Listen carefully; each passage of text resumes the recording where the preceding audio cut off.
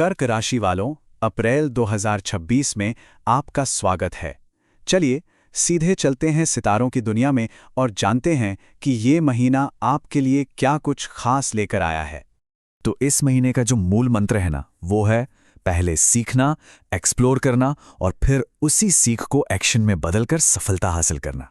मतलब एक बहुत ही इंटरेस्टिंग जर्नी होने वाली है। देखिए, अप्रैल को ना आप दो अलग अलग हिस्सों में बांटकर देख सकते हैं। महीने का जो पहला हिस्सा है वो आपसे थोड़ा सा धैर्य और प्लानिंग मांग रहा है, लेकिन जैसे ही दूसरा हिस्सा शुरू होगा, एक ज़बरदस्त एनर्जी और क्लैरिटी की लहर आएगी और ये बदलाव आपको अपनी ज़िंदगी के लगभग हर एरिया में महसूस होगा। चलिए अब नजर डालते हैं महीने के सबसे इंपॉर्टेंट प्लैनेटरी शिफ्ट्स पर।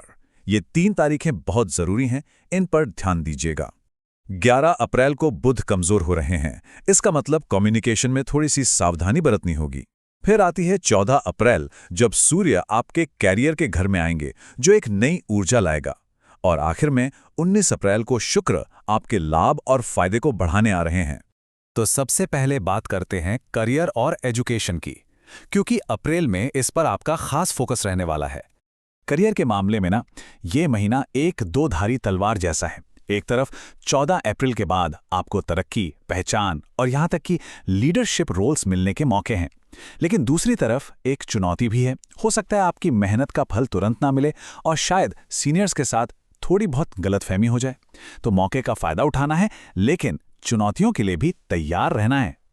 और अगर स्टूडेंट्स की बात करें तो महीने का पहला हिस्सा पढ़ाई और रिसर्च के लिए बिल्कुल शानदार है।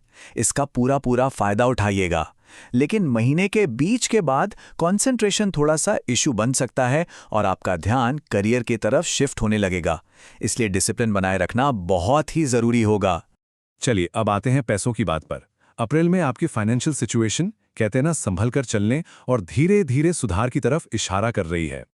आपके फाइनेंस का फ्लो कुछ इस तरह का रहेगा। महीने की शुरुआत में हो सकता है कि ट्रैवल या हेल्थ या किसी धार्मिक काम पर खर्च बढ़ जाए। फिर महीने के मध्य से करियर के थ्रू पैसे आने के नए रास्ते खुलेंगे। और सबसे अच्छी बात, 19 अप्रैल के बाद आपको लाभ, मुनाफा और अपने सोशल सर्कल से सपोर्ट मिलने की पूरी उम्मीद है।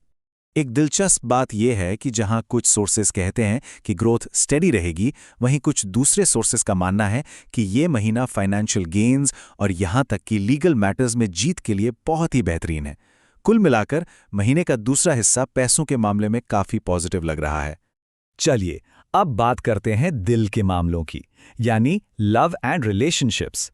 यहां हर किसी के लिए कुछ न कुछ खास है, इसलिए जरा ध्यान से सुनिएगा। अगर आप सिंगल हैं और किसी को प्रपोज करने का मन बना रहे हैं तो थोड़ा सब्र। ज्योतिष के अनुसार सबसे बेहतरीन रिजल्ट के लिए 19 अप्रैल के बाद का समय चुनना आपके लिए फायदेमंद रहेगा।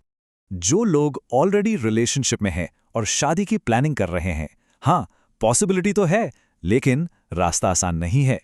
तैयार रहिए कुछ रुकावटों, देरी और शायद किसी तीसरे इंसान के दखल देने के लिए। तो मेंटल तौर पर तैयार रहना जरूरी है। विवाहित जोड़ों के लिए यह महीना थोड़ा सा चैलेंजिंग हो सकता है। छोटी छोटी बातों पर बहस और इमोशनल डिस्टेंस बढ़ने की संभावना है। इस महीने अपने पार्टनर के साथ धैर्य से काम लेना बहुत जरूरी है।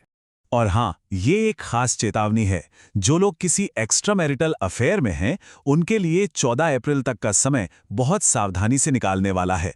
इस दौरान तनाव और झगड़े का खतरा बहुत ज्यादा है। उसके बाद स्थिति बेहतर होगी। और अगर आप किसी से नो कॉन्टैक्ट सिचुएशन में हैं, तो महीने की शुरुआत में निराश मत होइएगा। प्रॉस्पेक्ट्स काफी अच्छे हैं। 19 अप्रैल के बाद आपके दोबारा मिलने की संभावनाएं काफी मजबूत हो जाती हैं। ठीक है, अब आते हैं हेल्थ पे। इस महीने बैलेंस बनाए रखना सबसे जरूरी है।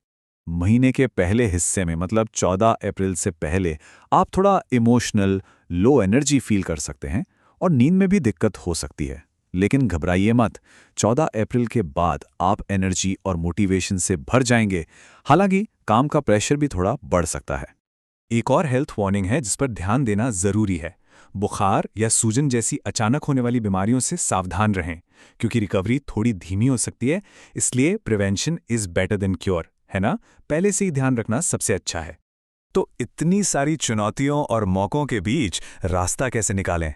चलिए देखते हैं आपका अप्रैल का एक्शन प्लान और कुछ बहुत ही आसान से उपाय। यहाँ कुछ आसान लेकिन बहुत पावरफुल उपाय हैं। मन की शांति के लिए रोज ओम चंद्राय नमः का जाप करें।